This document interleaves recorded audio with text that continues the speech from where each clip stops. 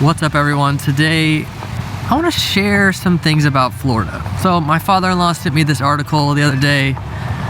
It wasn't an article, it was a Quora thread where, where someone can go on and ask questions and people come in and answer it. The community comes in and answers it. And the question was, what's wrong with Florida? So I want to talk about a few of these things and some things that I'm adding to the list as well.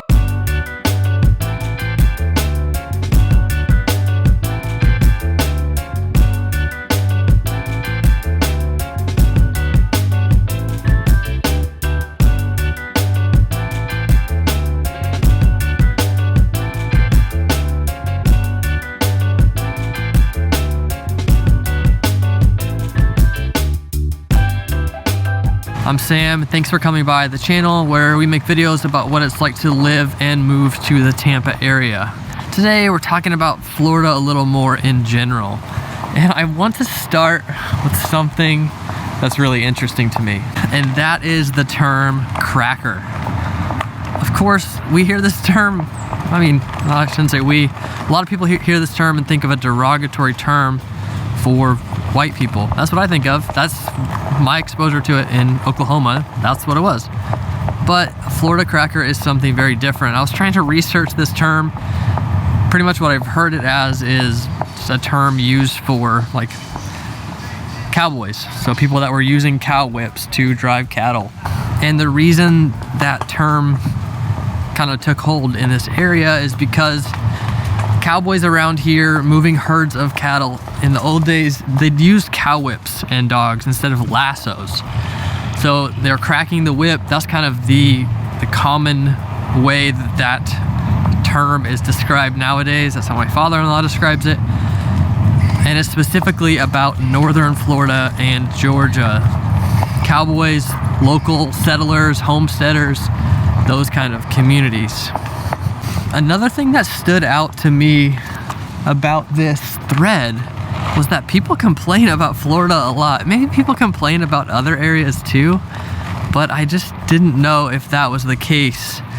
People do complain about Florida. I think one of the reasons they do this so much is because people expect everything from Florida. They expect paradise.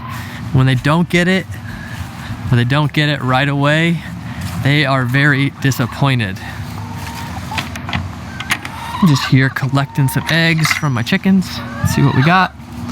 3 in here so far today. Get back in there. It's hard to keep them in because my daughter comes out and gives them mealworms, and they love those mealworms. But 3 eggs so far today. Probably get another one later. Of course, the thread I was reading was about people complaining about Florida. So maybe people complain about other areas just as much, and I just don't see it. But from all the political stuff going on nowadays, from Florida man stories, from alligator stories, people have it out for Florida. And one point that I'm saving for the end of the video actually kind of proves the opposite about people that live here. So stick around for that. That's actually one of my favorite things about Florida. And this is number 3 on my list. You sweat more in Florida than in other places, and you just kind of get used to it. You get kind of used to the heat, but personally, I still sweat quite a bit, and you just navigate that based on what you're gonna be doing throughout the day or how much you're gonna be inside and outside. And my job is a little bit mixed. I'm in and out quite a bit. I'm not just sitting in an office and then going to my air-conditioned car. It's a little bit different for me. One thing, even just from being here a little over a year and a half, is the cold does feel colder. So we moved from Colorado, and Colorado doesn't have super intense winters, but they're pretty cold. Average temperatures are in the mid to high 30s in the winter. Florida is quite a bit warmer, but when it does get down to like 40 here, 50 even, it's still humid and it feels pretty cold. Maybe it's just the difference in temperature. You're used to it being so hot, and then when it gets down that low, it kind of shocks your system. Either way, I've found myself getting used to the heat and getting more sensitive to the cold as I've been here. And while we're talking about weather, let's talk a little bit about beaches. The beaches here in the Tampa area are beautiful, obviously. But the prime time to go to the beaches is actually pretty short. Before we moved back here, my wife would often joke that everyone goes to the beach and just hides from the sun. You know, they put on their sunscreen, they get out their umbrellas, and everybody's just trying to stay out of the sun. You know, maybe you're going out a little bit and then coming back in the shade. And my wife always joked about how silly this was. But really what this showed me was when it's really nice outside, it's almost too warm to be just sitting outside at the beach. And the water also gets really, really warm at these Tampa beaches. It feels kind of like bath water during the heat of summer. As the seasons start to turn and the weather cools off quite a bit, the water cools off as well. And you know, maybe if you're coming down from New Jersey or Chicago, it won't feel that cold to you. But if you're local here, it's gonna feel pretty cold. You know, here I'm saying it's almost Thanksgiving and we don't want to get in the water. Of course we don't, it's friggin' winter. When you live in a place like this, you just imagine, oh, you could go get in the water anytime. And then when it is too cold, you feel pretty inconvenienced. It's this whole battle we have with our environment. You know, wherever you are, you kind of have this battle with the weather and what you can go do outside. Okay, so next is kind of a similar thing. There's bugs all the time. I have yet to find a way to escape from bugs. And yeah, maybe the mosquitoes die down a little bit in the fall and winter, but then the no-see-ums pick up, which are kind of like little gnats that bite you. They get really intense during certain times of the year. Honestly, things just find a way to bite me. You know, nobody else is getting bit, and I'm managing to get bit. If you live in a touristy spot in Florida, and there's tons of touristy spots, it's not just Disney and the beaches. A lot of these little towns, you know, they make something unique about themselves and draw tourists in. So like where I live in Tarpon Springs, we have the sponge docks, and you know, it is actually an area where people would go off the coast and dive for sponges. They still do that. The big, you know, giant sponges.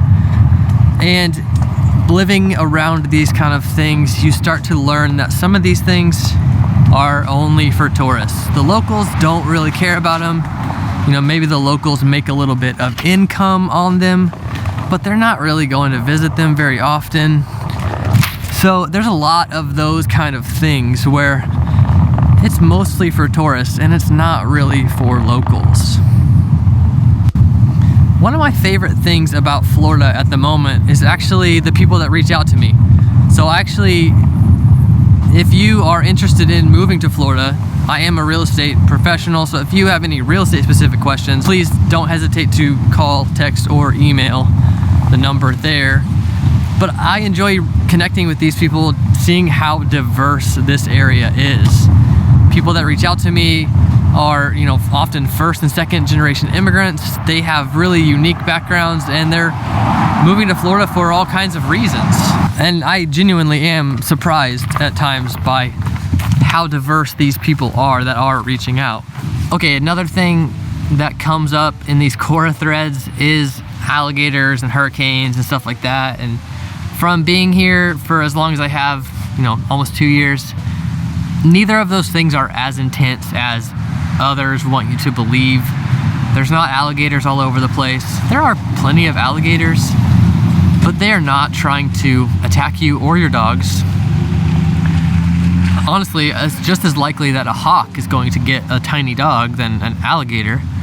Maybe more likely that a hawk is going to get it, or an osprey, or one of these big birds. We have tons of birds around here, and a lot of birds of prey. So alligators, yeah, they're going to be in ponds and lakes and stuff like that. But if they're not being fed by people, they're not trying to get close to people. It's the cycle of when we start feeding them, we give them little snacks, we throw them a little piece of a granola bar, and then they start associating people with food, and then they come closer and closer and closer, blah, blah, blah. Hurricanes, they come and go. They move over the area. They don't really turn into the Tampa area. Our floodplain just got adjusted to actually be more favorable since there's been so long without a direct impact storm. But the biggest threat with hurricanes in this area is losing power or running water. It's not that your house is going to get blown away. It's not that your trees are going to fall over. It's not that water's going to rush into your house. Those are big threats, but they're not very common in the Tampa area, at least. Okay, and as promised, my favorite thing right now about Florida overall and about the Tampa area is that people are choosing to move here. People aren't being forced. People aren't moving here just because they have to relocate and be closer to family. People are right now, 2021, are choosing this area a lot. And it is kind of an unprecedented time in my life, at least, where people are looking at the map quite a bit more and just asking, where do I want to live? Where do I want to raise my family? Where do I want to live the last 20, 30 years of my life? You know, people are asking a lot of these questions because of the COVID pandemic, and a lot of people are landing on this area.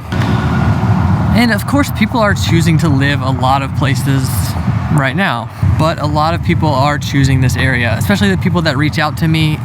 Most often they are actively choosing. And I think some of the main reasons that people are choosing the Tampa area and Florida in general, you know, it is very freedom focused right now. It's also a place that's very favorable to you moving and starting your own business.